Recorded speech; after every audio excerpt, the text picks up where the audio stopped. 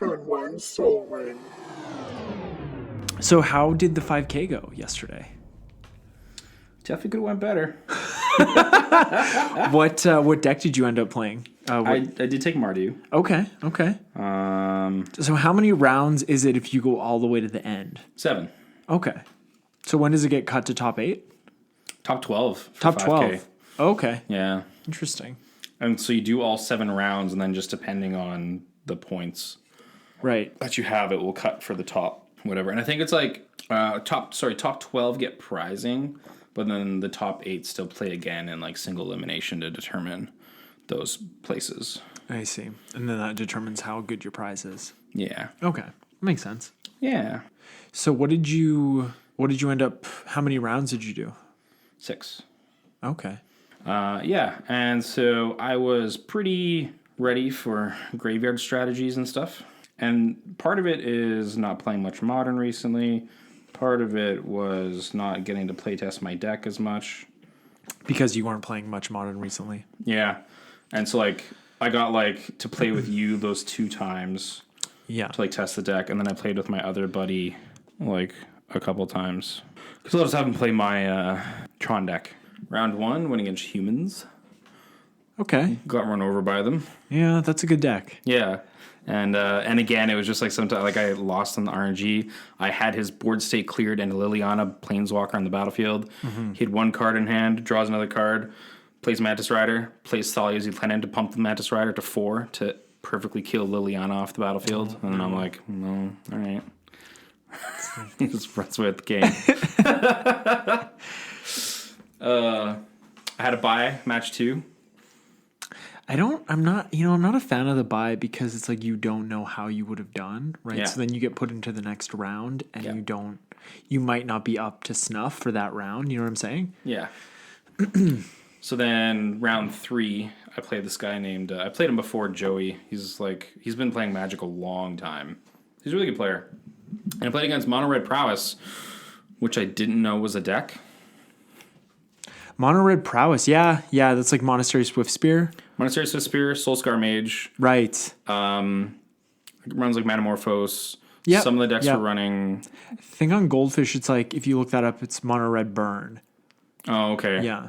Mm-hmm. But it's I just like, totally missed that. Did not expect that deck at all. yeah. Went against it round 3, sorry. Right. It was also my matchup round 4. It was also my matchup round 6. Wow. 3 games Wow. against this freaking Prowess deck. That's insane. And different people every time. Yeah. Well, and it's also a very budget deck as well, right? Because like Red Deck Wins is always a good option, and it's always not very expensive. Yeah. Which is really sort of ironic, right? When you can pay $2,000 for Jund. And this mono red deck is like pretty good too. Soul Scar Mage, it's what is that, 99 cents? It's $4. Oh wow. Okay, I got a bunch in my binder. That's insane, because that was just some crappy rare from like Amonkhet or something. Yeah. Yeah. It like in standard it was still kind of like up there a little bit. Okay, because rotated out. Yeah. And then it lost all its value. And then my round 5, I was played Infect. Oh. Did you? Yeah. Yeah? One against Infect. And I beat the Prowess deck once, but I lost to Joey and I lost round 6. Joey. But yeah, and then it was funny because then round 4 I played against my friend Joe, who I hadn't, we've never been matched up before, so. Not ever. Ever, yeah. Wow, we're just red always at letter the same day. tournaments. And then he played Prowess and I did beat him. Game 3 was really tight though. It was a good game. I was getting tired of playing that deck though that day. Well, at least you didn't run into anyone playing Leveler Jace. No. And lose to them. You know? Didn't go against Control, didn't play against Hogak, didn't play against Phoenix. Wow. That's incredible. That really is incredible.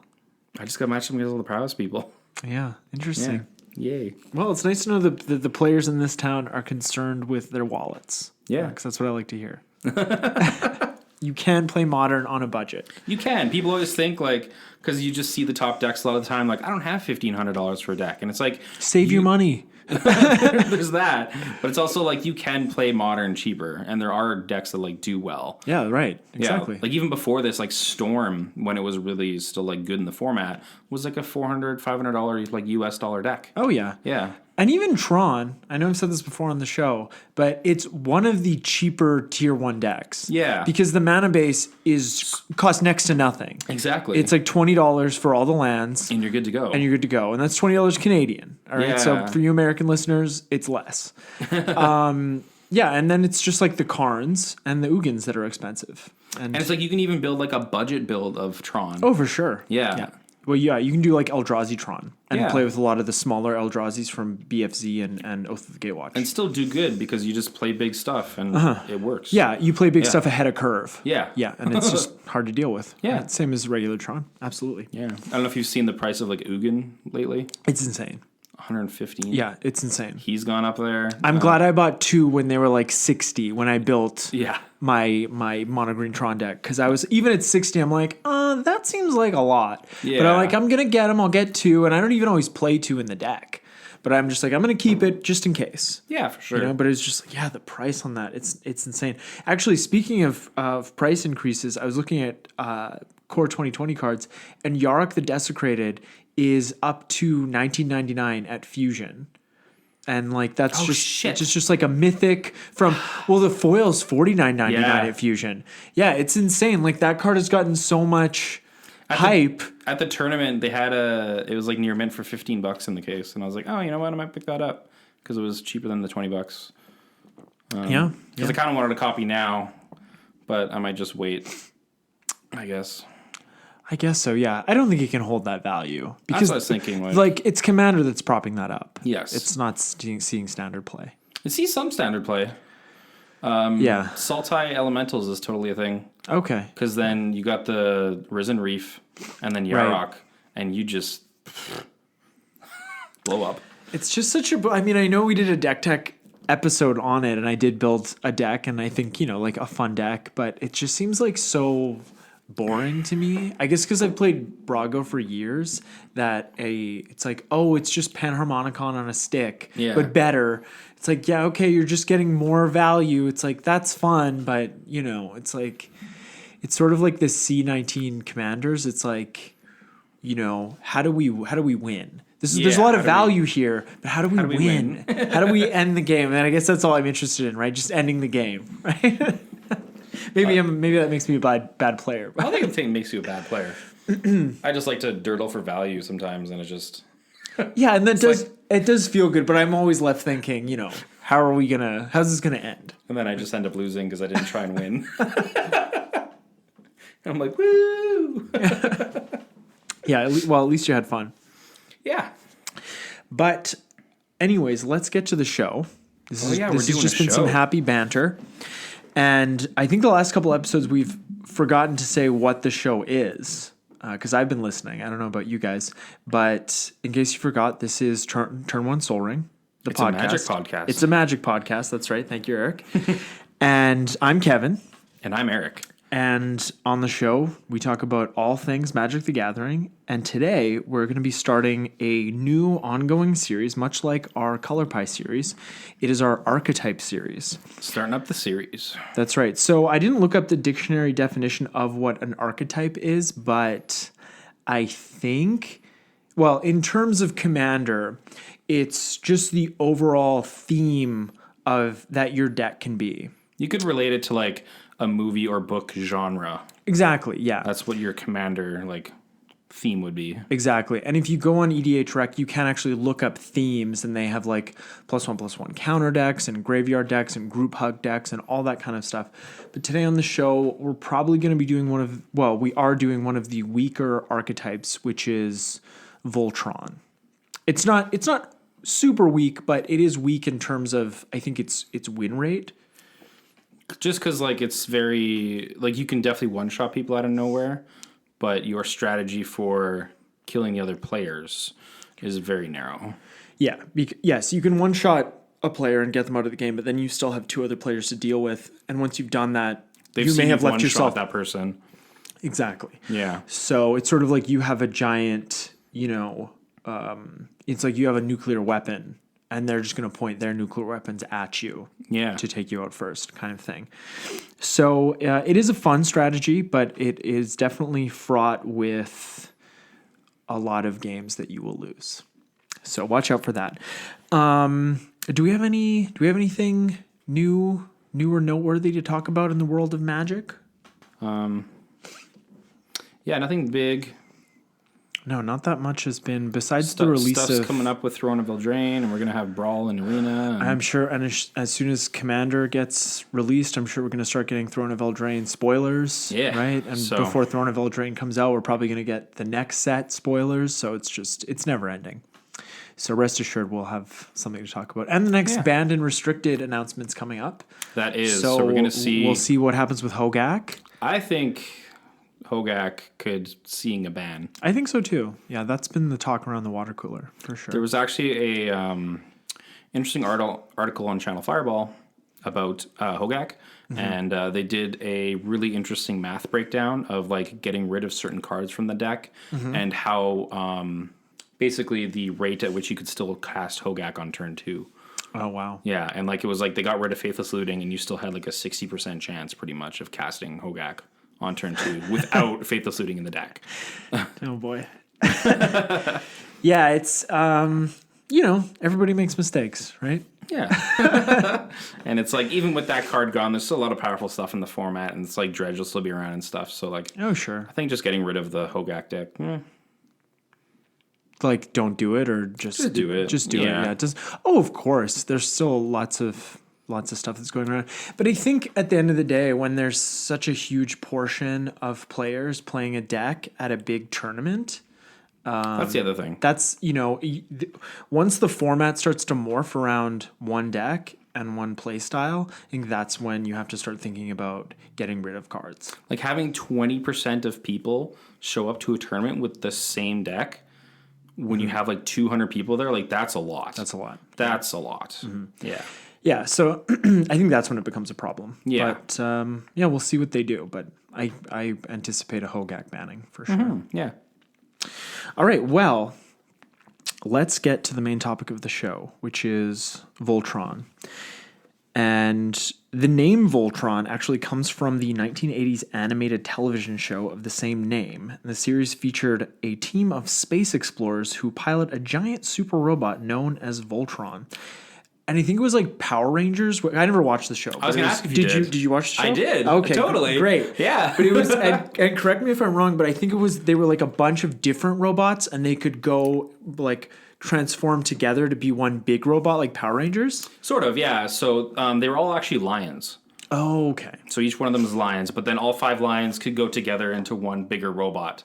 And, that would be like the culmination Was of it every one? Was it a episode. big lion robot again, or was it like a No, actually, like, so humanoid? Like, yeah, so like the main lion would be the body, and then each other lion would be an arm, 2 arms, 2 legs, And then a head, and then the head would pop out of the lion body. yeah. Oh, which cool. was the black one. Right, and would they all pilot their parts? They would all come together. I'm pretty sure they all came together in like the middle. Oh, like I don't think they piloted like a their own bridge. parts. Yeah. Okay, so they all did different things. Like And they still one kinda would be the like- pilot, one would be like the weapons guy. Because it has been a while since I watched the show. They could have maybe had their own part that they kind of. That's how it worked in piloted. Power Rangers, and Yeah. that just never seemed believable to me because 'Cause of, unless like, it's like walking and Pacific stuff, like- Rim and you're like your brain waves are Yeah. melded together, so you Right. work together like as if you're one brain. How else is that going to work? Because exactly walking, right? But it's a cartoon show, so. yeah, you're not supposed to think about that. Yeah. And They would always transform, and then he would like slam his hands together and go, and then pull his hands apart, And and, it'd be the sword would appear there. And Right. It's like, boom, good to go. Right, badass. And a few years ago, Netflix did like a remake or reimagining. Yeah. And maybe you had to watch the original show to enjoy that because I did not enjoy that. Oh, really? Yeah, it was Okay. a bit of a bust for me, but My one coworker, she loved it. She had never. She's younger, like maybe about 5 years or something, but Okay. she never watched the original Voltron. Loved the Netflix one. So yeah. I mean, that being said, I like a lot of garbage Yeah. anime, so don't. we all like some bad stuff out Oh, there. for sure, absolutely. Yeah, I sat through the original Dragon Ball Z before they made it good. Before Me they too. cut out all the crap. So Still liked it. oh yeah, I still Yeah. like it now. But yeah, that's where the name for the Archetype comes from, is that show. And basically in Magic terms, Voltron is attaching a bunch of auras or equipments and any kind of buffs to a creature. Usually your commander, so that that creature can swing for lethal commander damage.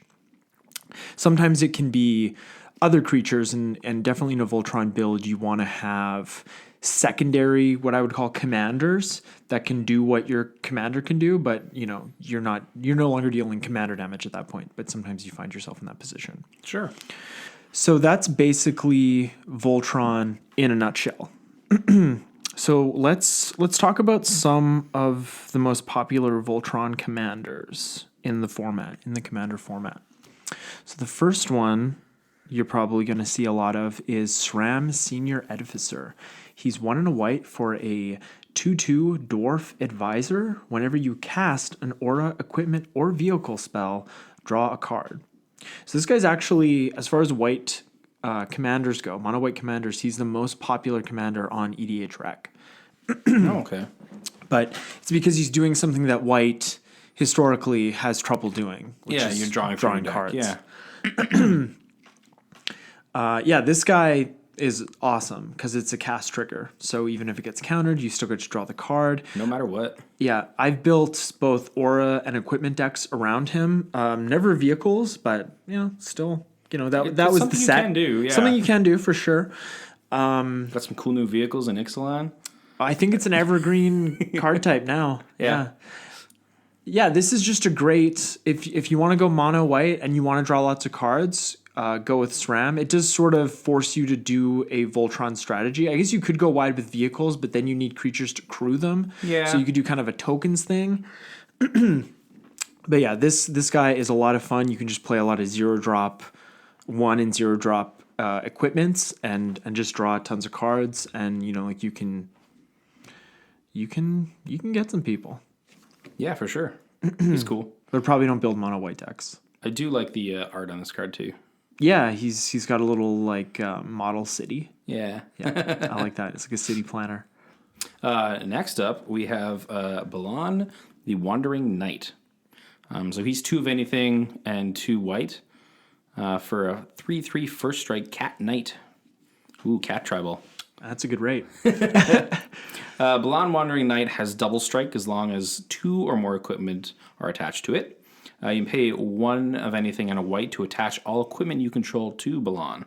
Mm-hmm. And you can, it's 1 and a white colon. So if somebody, I guess, stifles it, you can just do it again if you have the mana. Yeah, on I top don't know of why it. they would do that. I don't know. Sometimes that's not a bad stifle target. Because if it's like, It's they're only 2 swinging mana, me and I'm though. going to die. No, you're right. Don't do it if they have the mana. Yeah. Just die, with dignity. Yeah. This guy is actually a great secondary commander for an equipment commander. For sure. And then even if you'll probably have boots out there or something, play him, 2 mana, all the stuff on the board is on him, you can swing right away. Absolutely. Just kind of out of nowhere. Yeah, I either like pair that. of boots. Although I would caution players when building a Voltron deck From Lightning Greaves? from Lightning Greaves. I'm not saying don't put it in the deck, because you do want to have other creatures on board, a few other utility creatures. You're just going to end up putting them in your deck. But yeah, just having lightning, like boots, I think in this scenario is strictly better, even though it costs 1 mana, because it gives hexproof and not shroud. Yeah, because if you have Shroud, so Lightning Greaves gives Shroud on your creature, you can't target it anymore with auras and equipment and stuff like that. But with Balan, you could. That's the one exception. Because it just target. says to attach all, it doesn't target. Yeah. Yeah. Yeah. Cool card. Okay, the next Voltron commander is Nazan, Revered Bladesmith. He is 4, a green and a white for a cat artificer, 5/4. When Nazan, Revered Bladesmith enters the battlefield, search your library for an equipment card and reveal it. If you reveal a card named Hammer of Nazan this way, put it onto the battlefield. Otherwise, put that card into your hand, then shuffle your library. Whenever an equipped creature you control attacks, you may tap target creature defending player controls. I looked on Scryfall at the price of this card. It's like 9 cents. Oh, wow. It's super cheap. Yeah. Super cheap. No one's playing with it. Probably because it's 6 mana. For a 5/4. But you know what? The Hammer of Nazan equipment is really, really good because whenever the hammer comes into play, you can attach it to a creature you control. And whenever any other equipment comes into play and you have Hammer of Nazan, you can attach that equipment to a creature you control. Oh, nice. So that's a really great equipment. All right. Which is probably why it's like $6 or $7. But this, and this is from the Commander 2017 Commander decks. This is one of the Lieutenant Commanders, but In the cat deck. in the cat deck, yeah. Yeah. And so was that equipment. That's the only place you could get it. Okay. Yeah, this is like I haven't seen this. I think I've seen this one like once. Because like once you have your hammer out there, I mean, it is like an ETB effect. So if you have a way of blinking Nazan, you can get more equipment out of your deck. You could flicker form your Nazan, right? And then he keeps all the auras and equipments that are on him. Nice. So you could do like an Enchantress thing Yeah. with Nazan, for sure. Definitely if you're going with this guy, to find a way to abuse his ETB effect to make it real good. Yeah. Yeah. All right. Next up, we have Tuvasa the Sunlit. So it's a Bant. We got green, white, and blue in here. You should just say Bant. We shouldn't give them the colors anymore. I think we've been doing the show long enough. People should just get it. So Tuvasa gets +1/+1 for each enchantment you control. Whenever you cast your first enchantment spell each turn, draw a card. And it's a 1/1. So 1/1 for 3 mana. That's interesting that it says whenever you cast your first enchantment spell, draw a card. So if you had a Leyline For a Vidalcan Ore, yeah. yeah, for sure. It's really good. But it's like all the other like enchantment creatures are whenever you just cast. Right. And you get it. Well, I think if this was just an Enchantress, this would be too good. Sure. Yeah. But I think because they limit it to the first one, it's like, oh, it's really good, but it's not so good that They didn't want to combine both pieces together because that'd just be... Yeah, it's like, well, we're not going to play any other Yeah. Enchantress Commander. It's Yeah, just, this is the one. the best one. And it has blue, so why wouldn't I play it? Okay. Yeah, I like this one. Yeah, and this is from Commander 2018. Yeah, this was in Riley's deck. That's right. Yeah, at the end of everything, for the last few rounds, he was playing this deck. Yeah. With this as his commander. Yeah, he got blown out a lot. Yeah. Yeah. Scary. All right, the next commander is Ural the Miststalker. This is an oldie but a goodie. This is from, I believe it's Shards of Alara. It's 2, a red, a green, and a white for a 5/5 beast. Ural the Miststalker can't be the target of spells or abilities your opponents controls. Hexproof. Ural gets +2/+2 for each aura attached to it. So this guy's been a Voltron commander for a long time. I think so long that we don't really see him too much anymore. Yeah, just because he's kind of an old one and been played with a lot. So, but I mean, he has protection built in. So Oh yeah, and that's So what you good. want. Yeah. Yeah. No, those are the best ones. The ones that have indestructible or hexproof are really the best ones. also something interesting because it does have red thrown in there. So All that haste.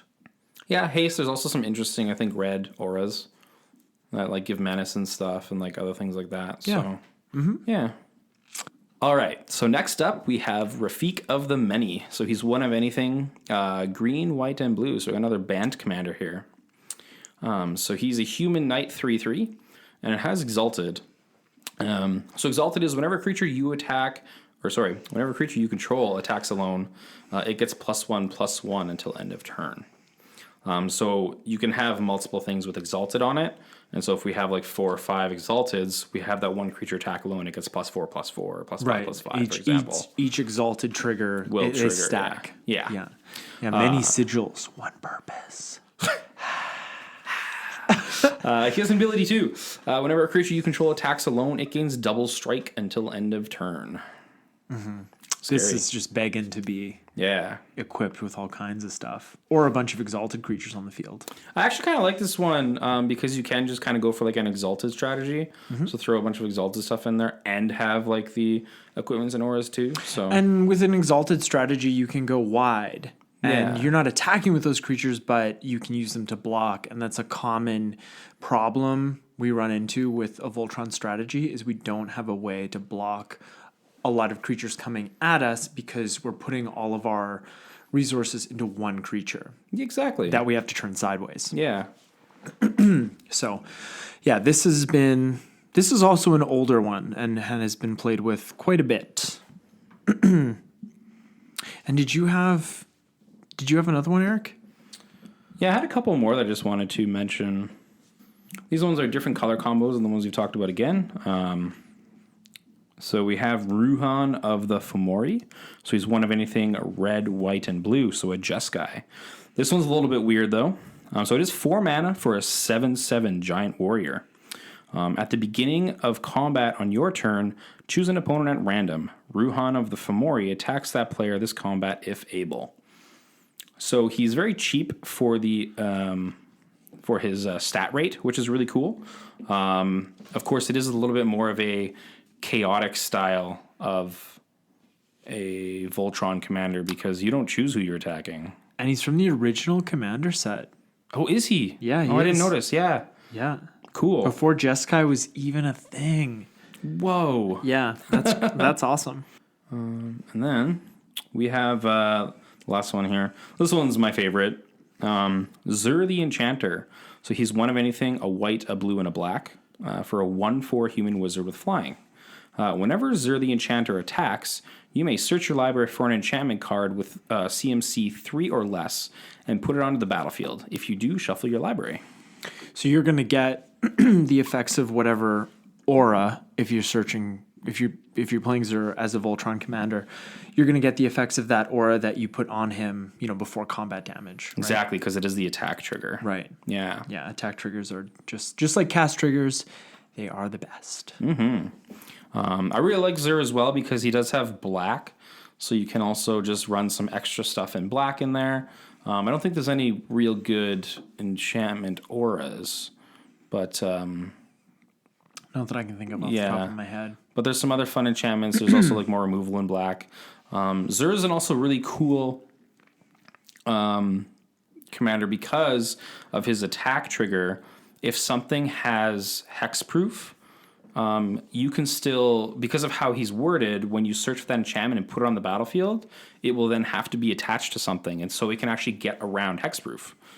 Like you can put it on a permanent or a player with hexproof? Yeah. Because you're putting it? Because you're putting it on the battlefield. Okay. It's not being targeted. So very interesting wording. But yeah, so you can get around some things with that. So that's what I think is really cool. Yeah, that is really great for like removal purposes, or if you have like an Imprisoned in the Moon, you could search for that. Take out somebody's commander, or like a pacifism or a rest, same thing. Yeah. The Dark Steel Mutation, yeah. I like that great one. card. Yeah. Amazing card. Amazing uncommon.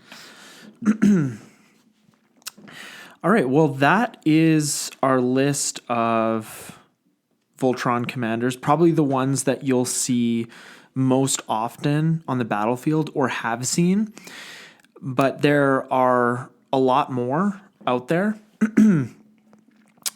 Something that all Voltron commanders that we just talked about have is that they have white in their color identity. Pretty sure all of them did. Yeah. Yeah. And white is the primary color of auras, and it's even more the primary color of equipments, even though equipments are colorless. It's just that white cards have the highest abundance of synergy with equipments. Yeah. Using auras or equipment to buff your commander is the primary way to make your commander a silver bullet against your opponents. So let's talk about some of the weaknesses of a Voltron strategy. And I really like Voltron, so I've played it a fair bit. I've built a few decks around it. But one of the biggest weaknesses is that you're kind of putting all of your eggs into one basket. Another weakness is edict effects. So those are effects that force players to sacrifice creatures. Yeah. So if you just have one creature on the battlefield and that's your Voltron commander that has a bunch of auras or equipments or you've buffed it with counters, you're going to have to sacrifice that thing, which is why it's really smart to play cards that allow you to create creature tokens. Yeah, because you will obviously be having auras and equipments that you're going to be wanting to protect your commander with, but with those edict effects, there's nothing you can do. Yeah, you don't have a choice. Yeah. Unless you're playing like Tuvasa and you can just counter the spell. Sure. Right? Or or Zur also has blue. Yeah. For sure. It can be difficult to rebuild, especially if you're using an Enchantress or a strategy.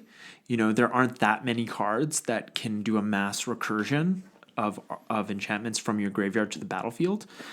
So even if those are in your deck, you're relying on your ability to draw cards to get those cards. That's the great thing about Zur is if you are doing it that way, you have black and you have access to all those good tutors. So you could tutor for, you know, cards like Retether or Replenish to get all of those cards back. Totally, yeah. And then, of course, if you, just by playing him and attacking, you're slowly pumping him up anyways. So Yeah, exactly. No, Zur's actually not one I'd ever thought of before. He's actually like really, really good. Yeah. And like all the best auras are, you know, I mean, there are good auras, you know, higher than 3 CMC, but there are a lot of really good ones that are at that low, low CMC. And that's what really makes an Enchantress strategy hum is all those low casting auras, and you just keep drawing cards, right? Yeah, and then there's a blue enchantment that like gives your guy phasing, and that's when it just gets nasty. Oh yeah, yeah.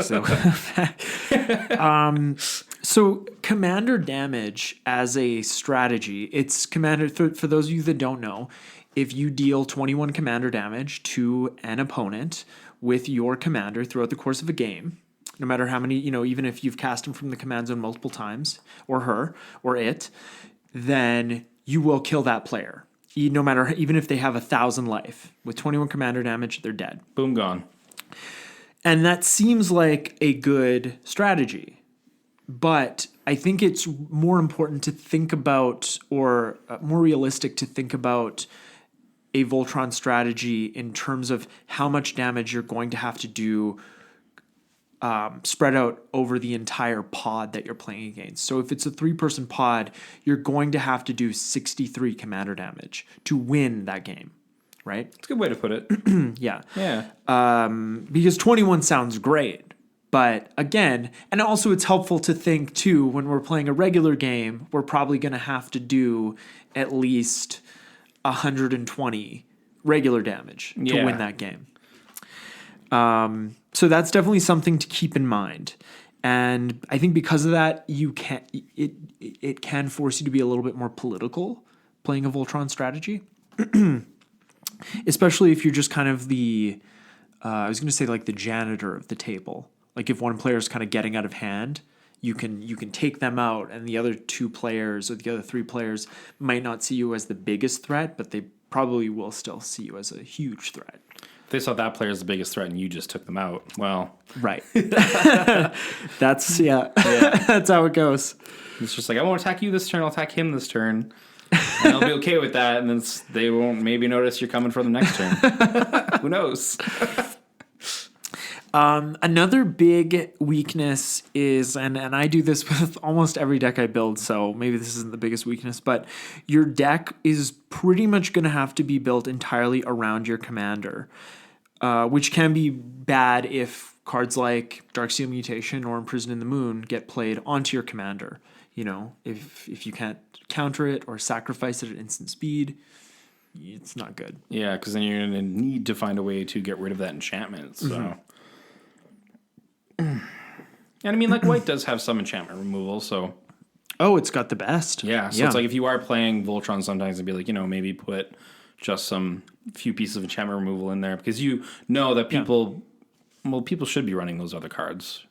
Oh, they should be. Like Imprison in the Moon, Darksteel Mutation, Song of the Dryads, those are all amazing cards, because they turn creatures into lands, so board wipes don't hit them. Darksteel Mutation makes it indestructible, so board wipes don't hit them. It makes it really difficult for people to get access to their commander again. Yeah, because like even it's just from killing it, you can still just cast it again or something. So yeah. All right. Well, let's talk about some of the strengths of a Voltron strategy. I don't know.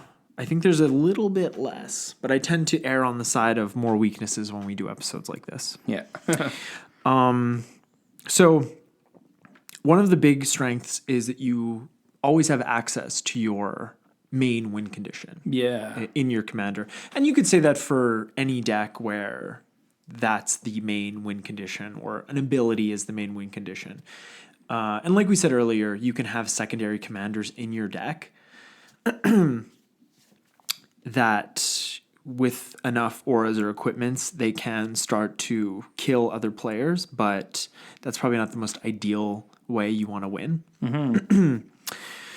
So we did say that the commander damage is a weakness, all the damage that you have to deal, but it is also kind of a strength because you don't have to deal as much damage to kill a player. Pretty much half. Yeah, Yeah. that's fair.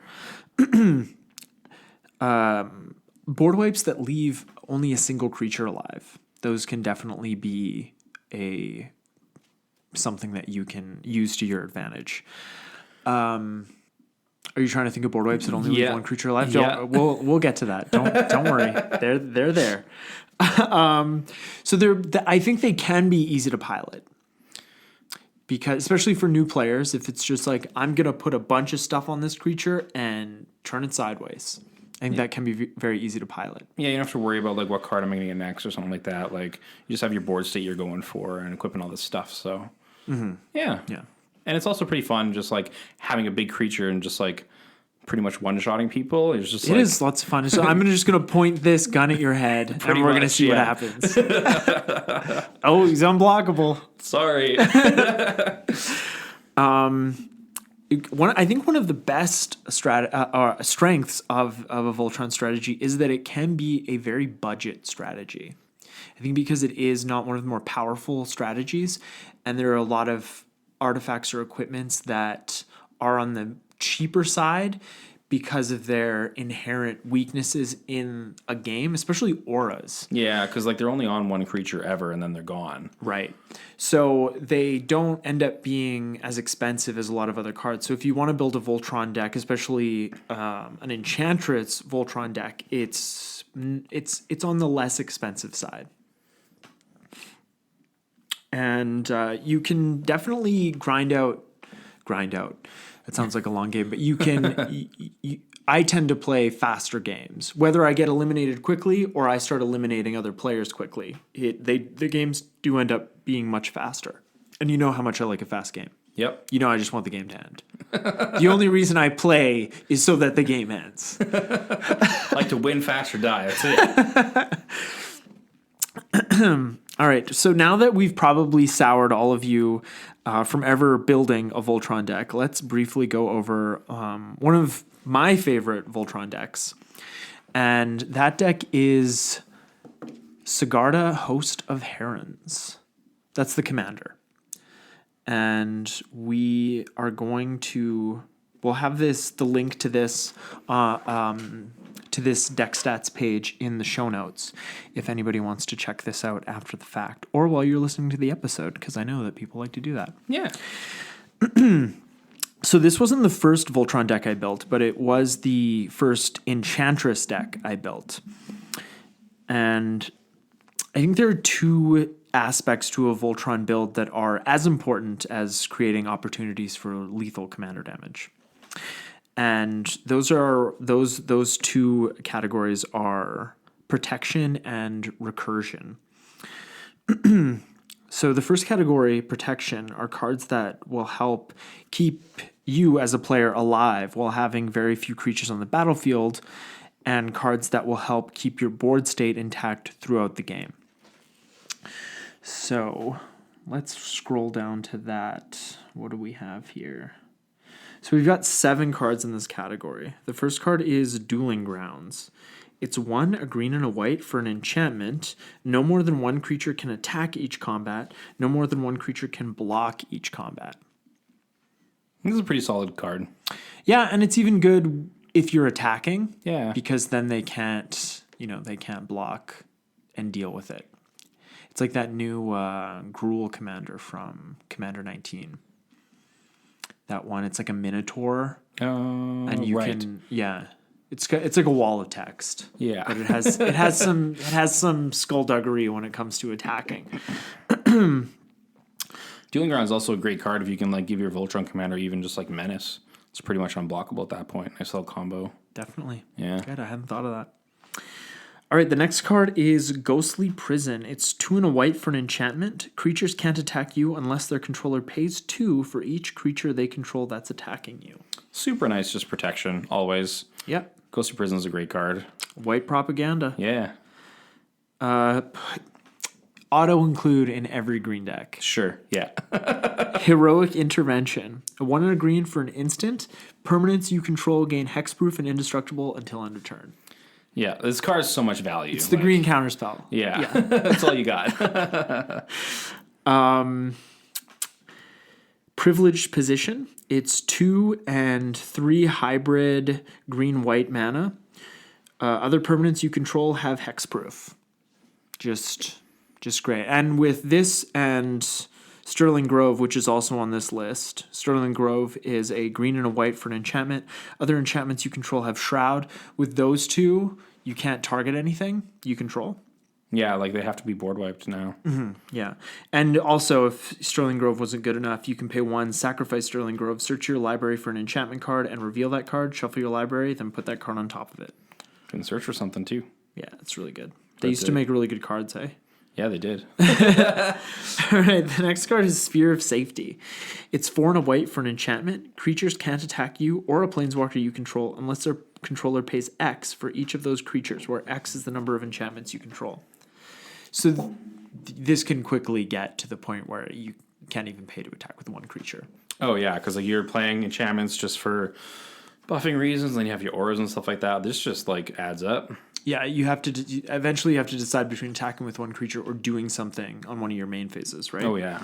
We already talked about Sterling Grove. We do have Swiftfoot Boots in here. It's 2 mana for an artifact equipment. Equipped creature has hexproof and haste. Equipped cost 1. Mm-hmm. Not running a Lightning Greaves. Lightning Greaves. Got the Swiftfoot Boots. Got the boots. Yeah. Yeah.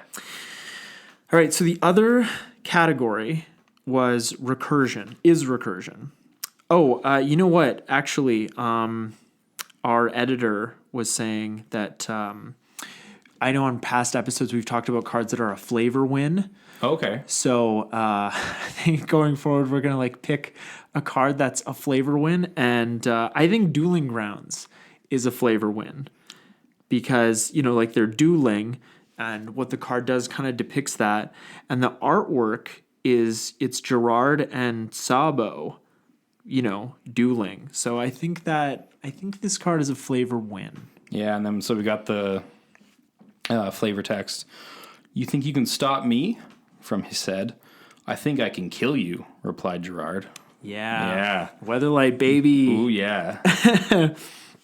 All right, so let's move on to the recursion portion of this deck.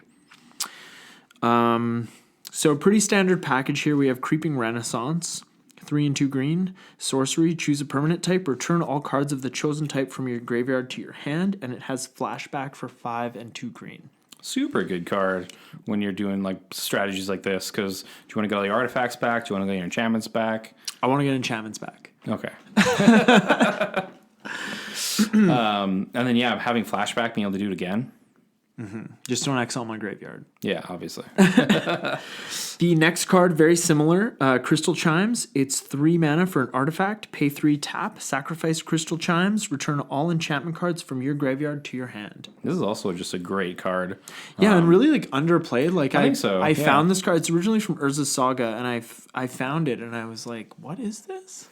Yeah, I wasn't. I finally made an enchantment deck, and then I was just looking through stuff. Yeah, and again found Crystal Chimes, and I was like, "Oh, okay, this is just perfect." Yeah, like 6 mana, get everything back. Why not? Yeah. So the next card is a land. It's a new land from Modern Horizons. It's Hall of Helioid's Generosity.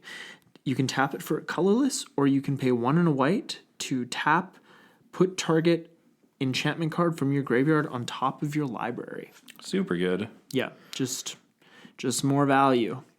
More value. And then we also have the Sterling Grove. You can sacrifice that, get a thing out, and then sacrifice or put it back on top of your library. Yeah. Yeah, just keep tutoring out through your deck. Cool. Wow, that's actually... I just put Hall of Helioid's Generosity in here, and I haven't played with it too much, so that I haven't run into that, but that is actually really... That's perfect. Nice little trick. The next card is Praetor's Council. It's 5 and 3 green for a sorcery. Return all cards from your graveyard to your hand. Exile Praetor's Council. You have no maximum hand size for the rest of the game. This is just a solid green card. This is a great card. Also, I think this is a little underplayed. Like, I don't see it that often. Yeah. And it does have that high CMC, but... It does, it's but still it's like just amazing. A lot of games you'll probably get there, and you get your whole graveyard back, and then you have no max hand size. Mm-hmm. And no one can do anything but your max hand size. No, it's like an emblem. Yeah. Okay, so the next card is Retether. It's 3 and a white for a sorcery. Return each aura card from your graveyard to the battlefield. Only creatures can be enchanted this way. It also says in brackets, aura cards that can't enchant a creature on the battlefield remain in your graveyard. So, all the lands, all the land auras. Yeah. Not going to happen. Oh, no. And, last but not least is Sun Titan. Does everybody know what Sun Titan does? Sun Titan's a great card. All right, I'll read it. It's 4 and 2 white for a creature giant with vigilance. He's a 6/6. Whenever Sun Titan enters the battlefield or attacks, you may return target permanent card with converted mana cost 3 or less from your graveyard to the battlefield. So we have a lot of auras that are 3 CMC or less. Yeah, and he's just like a lot of value. Oh, yeah. Yeah. Yeah, all the Titans are... Well, 3 of them are good. 3 of them are good. Yeah.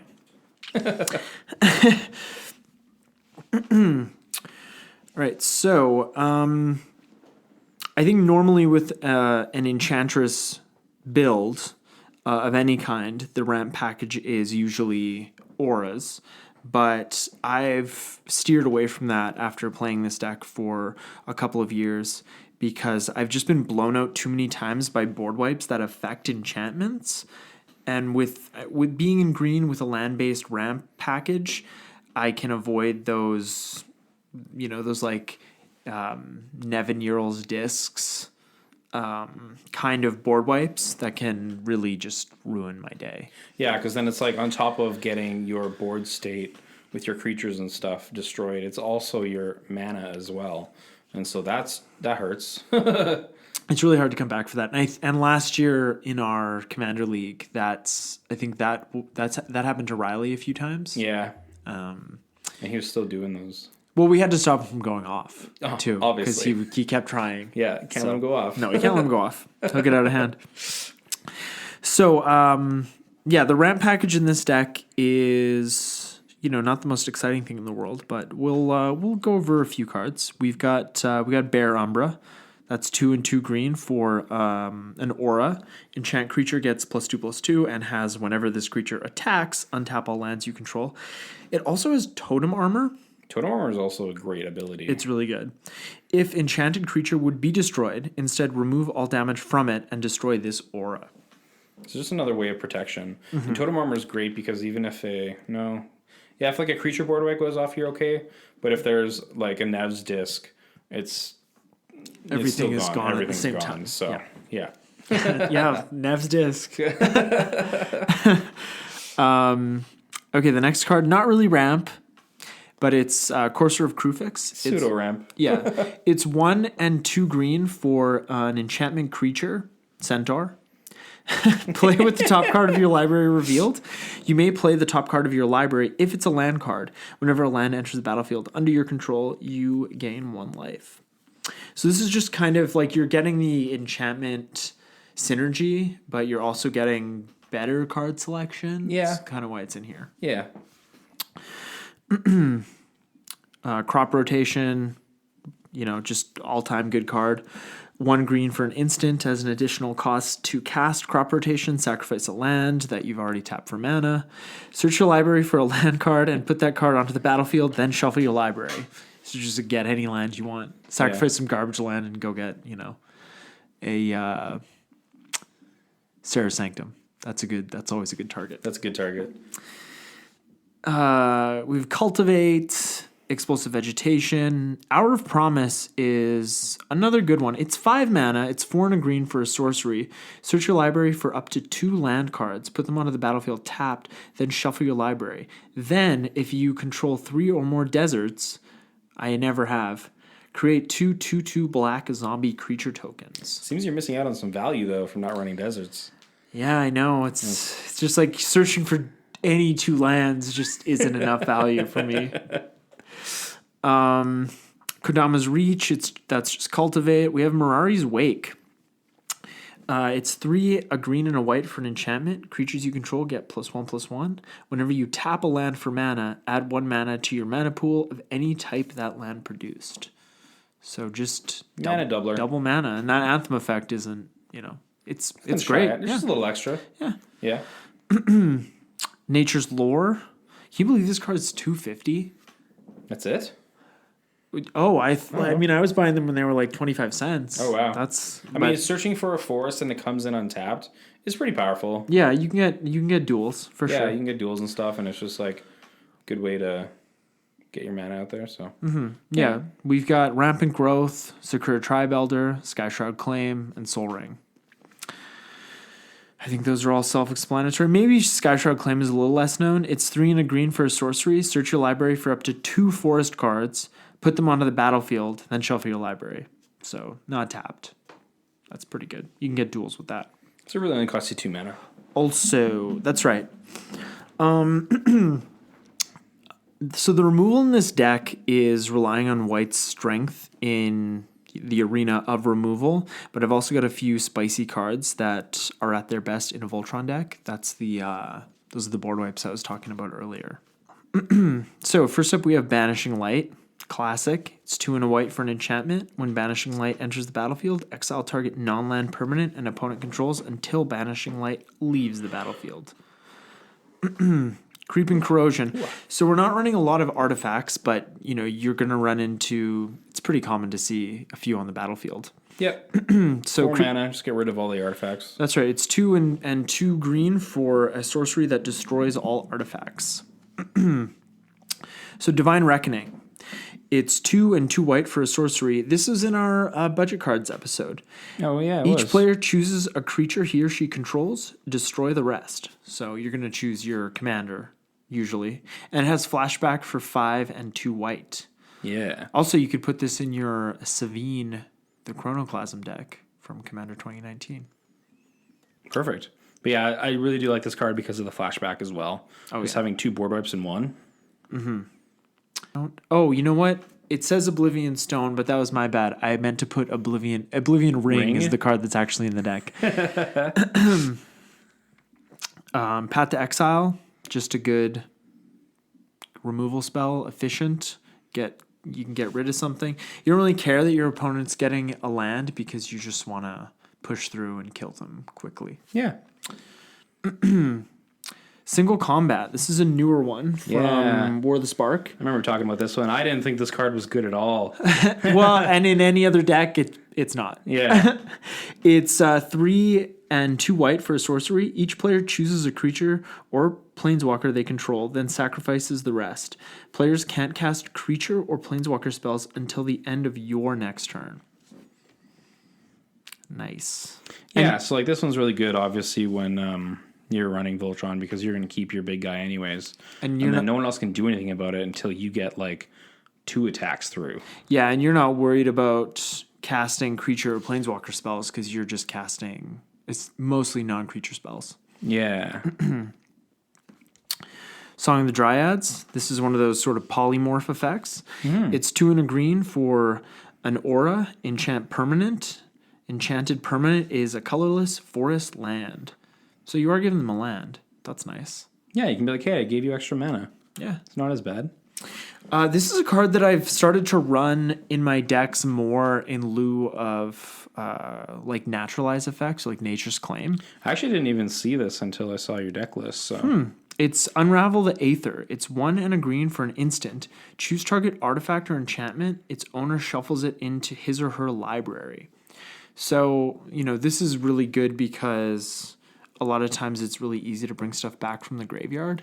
And putting something in somebody's library, they need a tutor for it. Which, yeah. Are you really going to want a tutor for that card again? Like, Yeah, totally.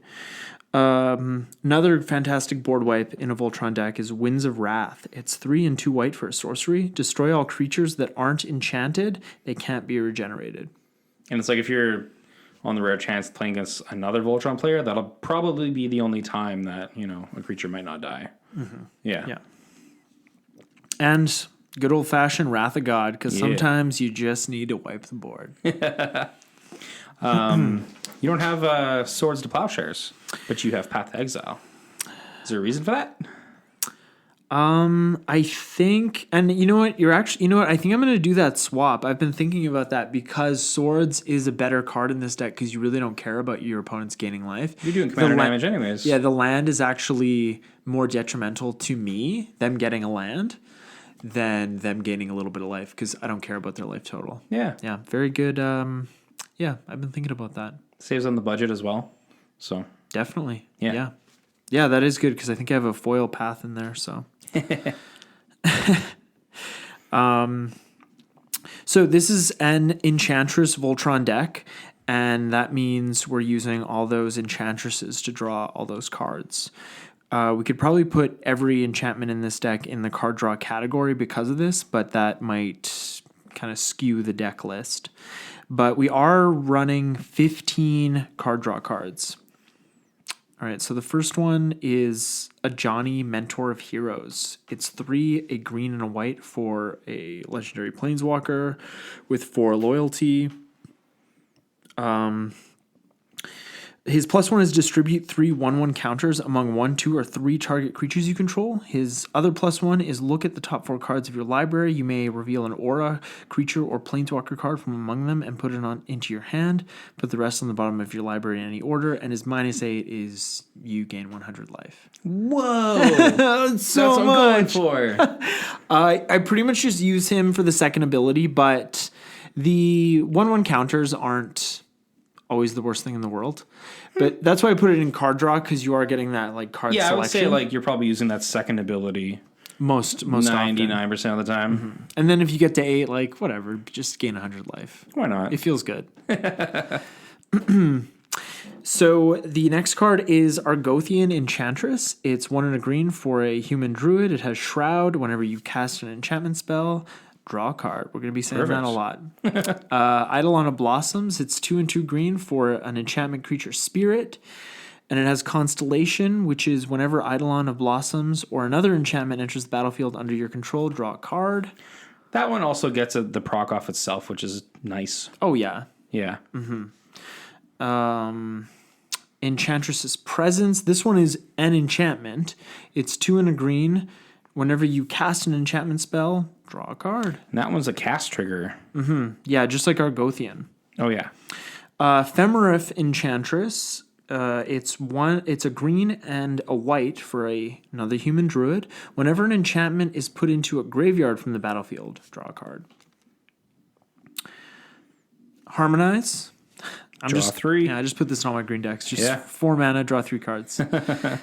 Core Spirit Dancer. 1 and a white for a core wizard. Core Spirit Dancer gets +2/+2 for each aura attached to it. Whenever you cast an aura spell, you may draw a card. So that's also on top of drawing you cards, kind of like a little bit of backup as well. Yes, this is one of the alternate commanders in the deck. Mm-hmm. Mesa Enchantress. Next up, it's 1 and 2 white for a human druid. Whenever you cast an enchantment spell, you may draw a card. All drawn cards. Yeah. Next card is Rishkar's Expertise. You can end up drawing quite a lot of cards off of this if Sigarda is big enough, or if any creature is big enough. It's 4 and 2 green for a sorcery. Draw cards equal to the greatest power among creatures you control. You may cast a card with converted mana cost 5 or less from your hand without paying its mana cost. This is the great part about running a Voltron commander with green, because this card is actually just so good. Yeah, you can end up running 8 to 10 to 15 cards. Yeah. Draw, sorry. And then you'll be able to cast something from what you've just drawn too, so. Yeah, there's a good chance of it. Yeah, because the average CMC in this deck, I think, is 3.35. So not the lowest, but still lower than. I don't know. It's pretty good. Well, it's just like anything more than 3 is like, I don't love it, but I love this deck. Okay, the next card is Sage's Reverie. It's an aura. When Sage's Reverie enters the battlefield, draw a card for each aura you control that's attached to a creature. Enchanted creature gets +1/+1 for each aura you control that's attached to a creature, and it costs 3 and a white. So this also does pump our commander, but it's just as much in there to draw cards. Yeah, that one kind of gets out of hand. Oh yeah, because it's attached to a creature you control. So if you have multiple creatures with auras, you're going to draw all those cards. Satyr Enchanter. I still think this is a new card because it's just from Core 2019. Yeah. It's 1 a green and a white for a Satyr Druid. Whenever you cast an enchantment spell, draw a card. I think it's the only enchanter. I think the rest of them are enchantresses. I think you're right. Yeah, I haven't. Yeah. SRAM, Senior Edificer. We already talked about him. He's a bit of a backup commander as well. But just more drawn cards. Sylvan Library. Need I say more? Solid stuff. Yeah. And it's an enchantment, so we're going to draw cards off of it if we have enchantresses on the battlefield. Unquestioned Authority. 2 and a white. Yeah. For whenever Unquestioned Authority enters the battlefield, draw a card. Enchanted creature has protection from creatures. Sweet. So essentially unblockable. Yeah. And last Enchantress is Verduran Enchantress. 1 and 2 green for a human druid. Whenever you cast an enchantment spell, you may draw a card. So, if you're playing against a... what's that commander that whenever you draw cards, you take damage? Nekuzar. Oh, Nekuzar. Yeah, so, if it's a May, you just... No thanks. Don't want to keep taking damage. Exactly. But it's nice to have all those abilities in there because it's a singleton format. We have enough copies of if you cast an enchantment spell, you'll draw a card that you should be seeing 1 or 2 of those a game. Mm-hmm. Yeah, absolutely.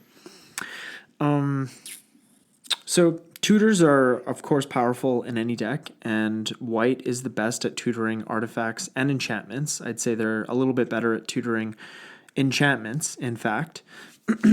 So the tutor package in this deck isn't... it's not that big. It's 4 cards. We've got Enlightened Tutor, classic.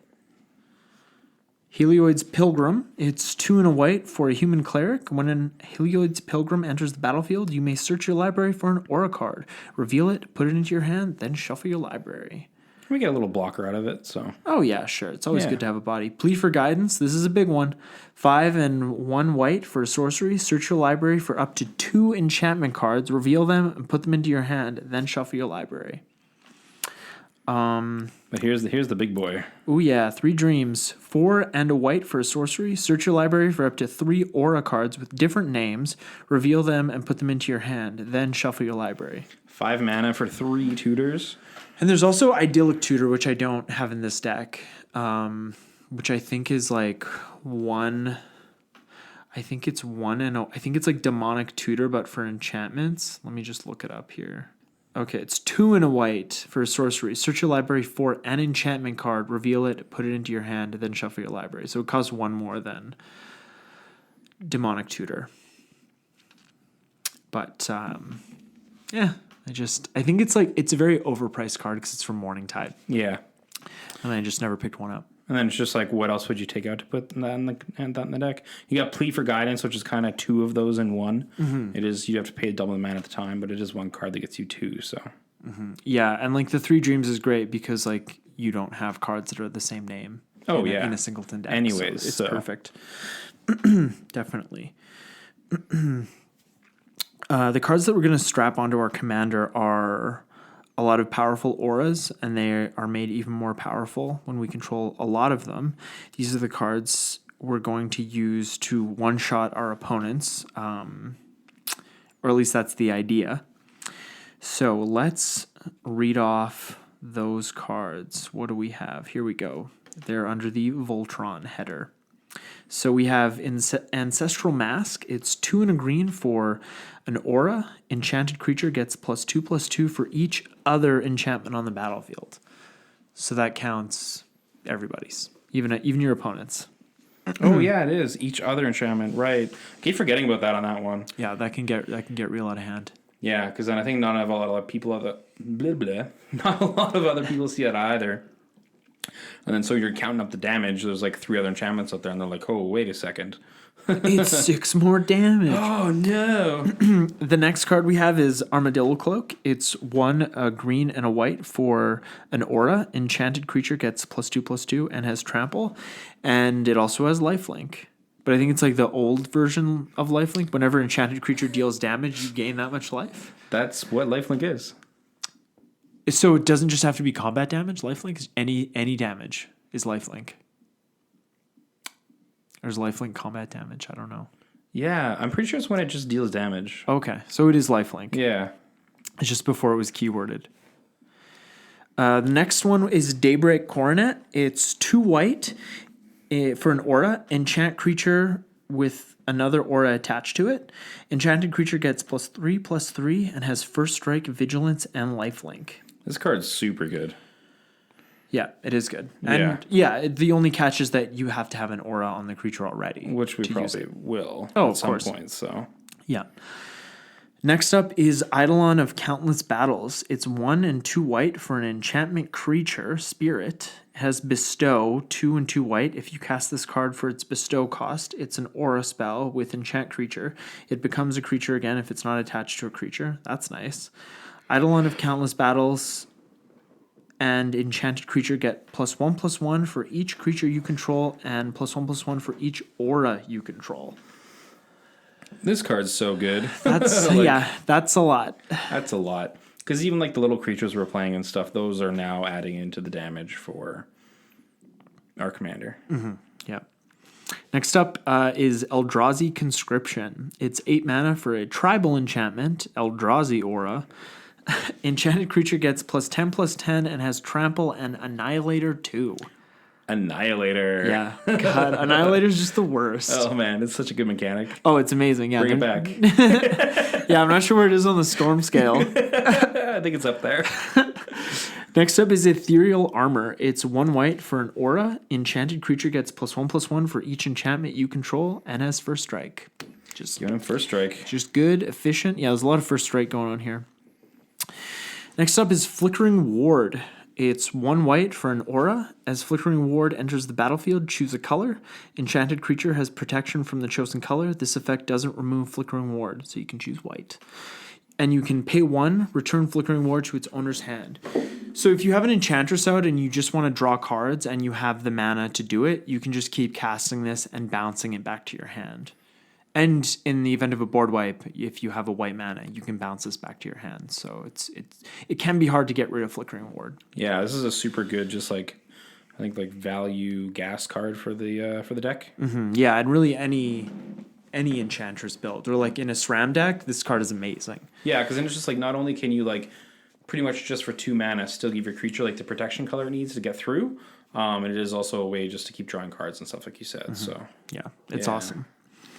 Next up, we have Shield of the Oversoul. This whole cycle is really good. It's 2 and hybrid green-white mana for an aura. As long as enchanted creature is green, it gets +1/+1 and has indestructible. As long as enchanted creature is white, it gets +1/+1 and has flying. Cool, so we can give Sigarda double flying. That's right. That means even flying creatures can't block her. Yeah, exactly. That's not true. Don't embarrass yourself. I heard on the podcast. Next up, we have Sigarda's Aid.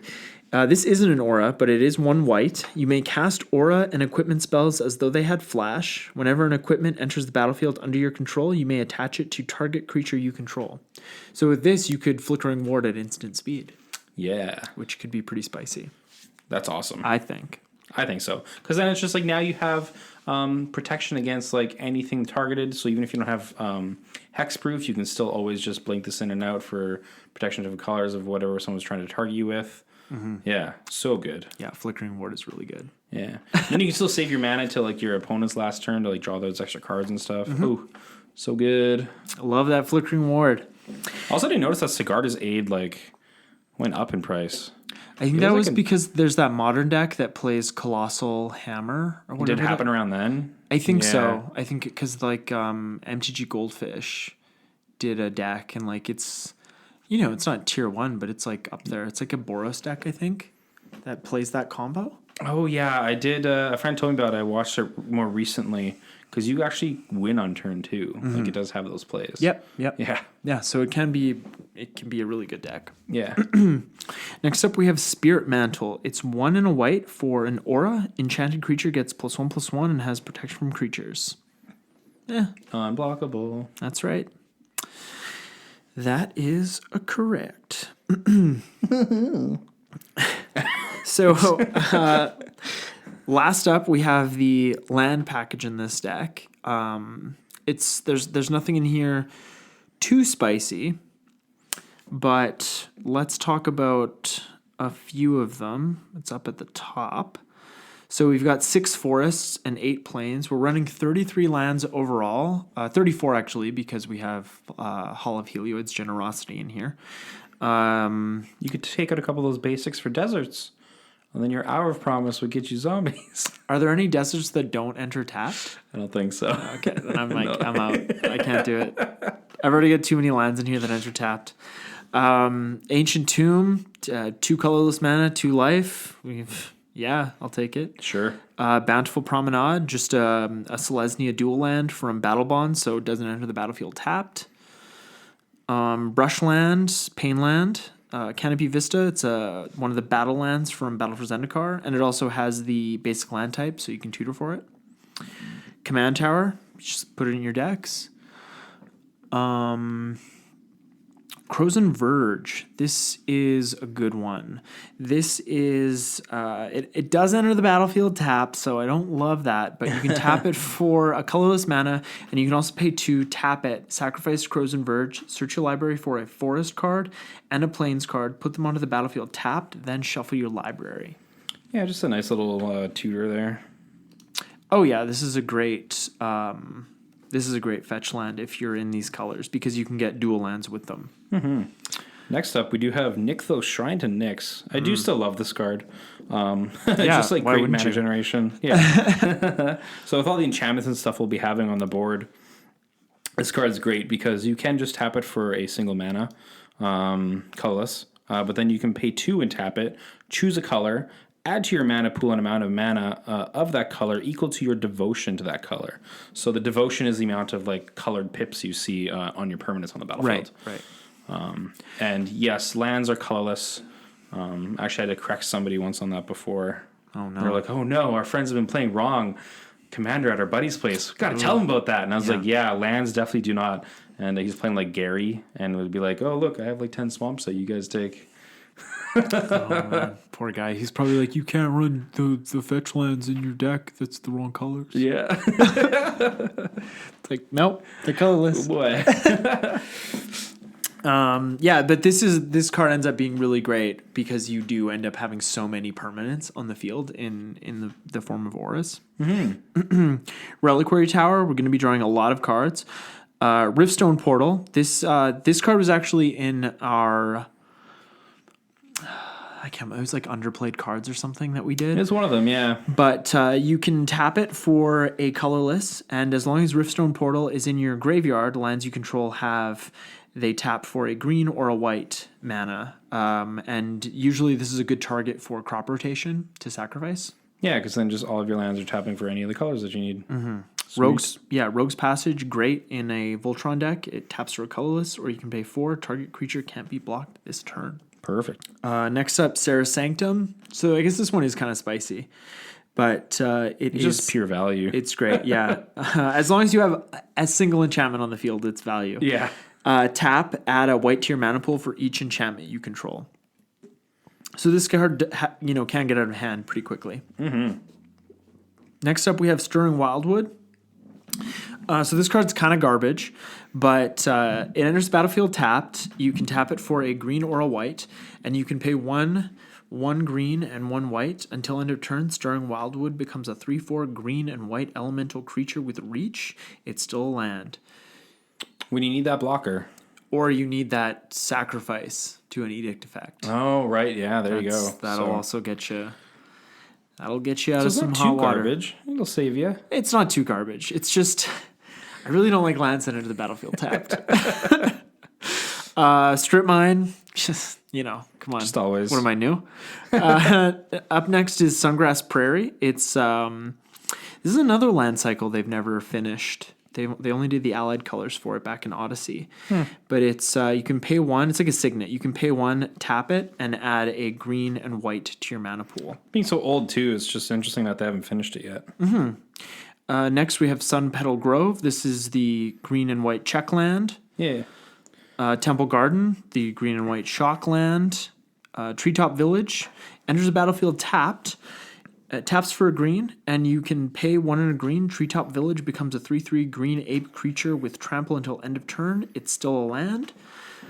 We just talked about Stirring Wildwood, so same idea with this one. Boom. Windswept Heath, just good old on-color fetch. And Wooded Bastion. This is the...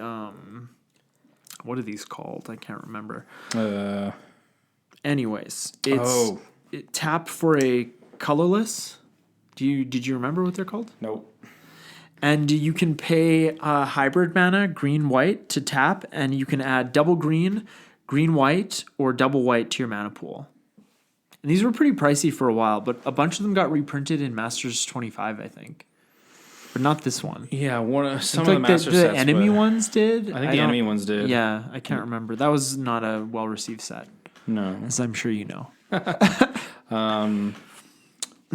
What do you think of the new Tudor land Prismatic Vista? Oh, that card's great. I put that into all my lands decks. Cool, yeah. I feel pretty good about it. Like Omnath and Gitrog Monster and Tatiova. Yeah. They are confused with Tuvasa. Yeah. Not that they do the same things. It's just like a similarity in name. And like, yeah, in a 2-color deck, it's not probably totally necessary to have that in there as well. Yeah, I did run like Evolving Wilds at one time, but like I'm already in green, and it's just 2 colors. So Evolving Wilds may come in tapped. Yeah, that's why Prismatic Vista doesn't. That's why Prismatic Vista is so good. Yeah. Yeah. And then like you get that extra value with your shock lands. If you have Sun Titan out there and you want to get lands out of your deck, you can always bring back the Tudor land with Sun Titan. That's true. Yeah, you can bring lands back with Sun Titan. Yeah. But with like Sun Titan, Brago, and Strip Mine, you can get some pretty greasy stuff going. Let me tell you, people will not want to play with you anymore. All right, well, that should give you guys a pretty good idea of what the Voltron archetype is all about. It's definitely, like we said, it's definitely a less winning archetype, but if you like working out your political muscle, then this archetype might be fun for you to try. Or if you just like smashing face, also. This is great for smashing face. Great, So it's totally up to you. So before we wrap things up, I'm just going to bend the listeners' ears a little bit about something I encountered recently at our local game store. Oh, story time. Story time. So I sat down to play. It was Wednesday Night Commanders, casual event, and I sat down to play, and I quickly realized that one person in my pod was playing a deck that was just full of board wipes. So we're talking like Perilous Vault, Nev's Disc, Wrath of God. We're talking Ruination. There was even an Armageddon at one point. So, like everything. Anything to get rid of everything. Right. And it got to be like near the end of the game. And I started to realize like, oh, this is how this game is going to go. I assumed rightly that this gentleman had built his deck so that the game would not end. Mm-hmm. And I started to tap my Ancient Tomb every turn to slowly kill myself. And Wow. that's how I got out of the game, because I didn't just want to concede. I didn't want to give anybody the satisfaction, whether or not that would have given anyone any satisfaction. But it sort of made me think about when we were talking about the somewhat recent bannings to the Commander format, and how the rules committee was talking about how cards like Iona and Paradox Engine create an unfun play experience. And I thought what this guy was doing was unfun, right? It sounds pretty unfun. It does sound unfun. And you can play stuff like stacks, which can be unfun, or mass land destruction, that can be unfun. And I don't have a problem with any of those things. And I also don't have a problem with Paradox Engine and Iona being in the format, which, I've expressed. Because I don't think you should be telling people what's fun and what's not. Mm-hmm. And so I thought about it a little bit more, and I think the major difference with what this guy was doing is that he basically built a deck to do something that goes in the complete opposite direction of what we're all trying to do when we sit down to play a game, which is kill each other, right? And I asked him after the game, is your deck just built? do you have a win condition? And he said that his win condition, something to the effect of that he would just, if everyone just draws, just decks themselves, right? Wow. And that's not, basically what you're saying is your win condition is that people just concede because they get sick of playing, right? Or you go to time. That's pretty much all that is, because you're just going to sit there and do that, and you don't have cards in your deck that are milling people. And with Paradox Engine, I know that people will, have different opinions, but I do think to use it properly, you have to build around it, just like cards like Mind Over Matter, right? You have to build around it if you want to win quickly, if you want to combo off and win quickly. Mikaeus Triskelion, you build around that so you can get them, and then you win quickly. Mm-hmm. So even though if you're the only person having fun at the table at that point, when you're the winner, you're probably the only one having the most fun at the table at that point. Because you're winning. Exactly. In any scenario. But what this guy's doing, I think, is in a totally different realm, because not only is he the only one having fun, he's basically playing a different game than the rest of us. He's just prolonging people's agony. So it's just my point in telling this story is just don't do that, because you're not really, if you want to play Magic, I strongly advise you to just build a deck that is designed to kill the other players or combo off so that you win with a different win condition like Lab Man or something like that. No problem with that. But when you build a deck to just make the game not end, because then people sit down to play a game of Magic, and you're just going to be stuck in this game that is not ending because nobody gets to do anything, because it's just this board wipe after board wipe. Nobody wins. Nobody wins.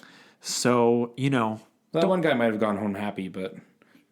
Yeah, but just... I made a guy kill himself in the Ancient Tomb. And you know what? That makes me just want to play, I was playing I think I was playing I think I might have been playing SRAM Voltron, which is appropriate that we're talking about this for this episode.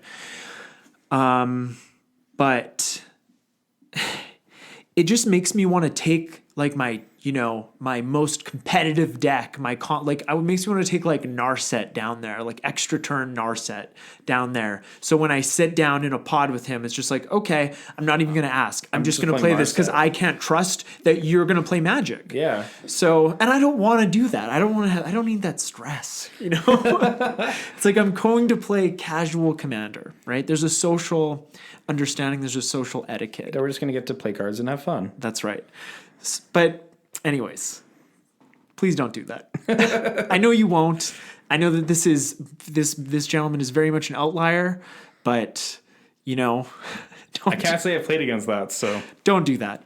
Because nobody's gonna want to play with you after that. People are gonna want to play with you less than if you played stacks. Yeah. Or something else that you hate. But anyways, I just thought that was something that I needed to share. for the community. For those of you that have run into that, you don't have to be afraid anymore. Others of us are suffering just like you did. All right. Well, thank you guys so much for listening. We're gonna wrap up the show for today, but we'll be back next week to talk about the upcoming standard rotation, and we're also going to talk about some lands, just kind of lands in the Commander format in general. So it's going to be a bit of a two-parter. Yeah. About one episode. I hope that's not confusing. As usual, if you want to get in touch with us, if you have any questions, you can find us at Turn One Soul Ring, the podcast at gmail.com. You can find us on Instagram at turn1soulring_the podcast. And you can follow me on Instagram at Command Beacon. Eric, have you got a Twitter account yet? No, I don't. Okay. Yeah. We're currently doing our August giveaway for the cards we talked about in our budget cards episode. So check that out because it's about, I think it's like 70 plus cards, and they are budget cards, but there are some good ones in there. I'd say there's a lot of good ones in there. Mm-hmm. Yeah. That's happening on our Instagram page, and you can enter that giveaway by finding the August giveaway Instagram post, follow the instructions for that post, and you'll be entered for a chance to win those cards. We'll be announcing the winner for that on September 1st, at which point we'll be starting our September giveaway, which will have something to do with Throne of Eldraine, because that'll wrap up the end of September, and that set drops first week of October, last week of first week of October because the pre-release is September 28th. Yeah. The weekend of September 28th. And now that stores are doing like pre-releases on Friday nights, I think that's really awesome. Yeah, doing like the midnight launch thing. Well, they always did midnights, but now they're doing during the day. Oh, really? It's like when movies used to come out like Friday night, but now you can go see movies like on Wednesdays. Yeah. They're supposed to come out like they have a Friday release, yeah. so it's just even more instant gratification. But yeah, like Fusion does pre-releases, I think for Core 2020, they started them at 11 a.m. on the Friday. Oh. So yeah, and then they do like 3 and then 7, the regular 7, and then I don't even know if they're doing midnight now because you can just go for a regular 7 event. Yeah. On pre-release weekend. Huh. So, and you can pick up your boxes then too if you pre-order them. At least at Fusion you can. I'm sure it's similar. Yeah. Throughout.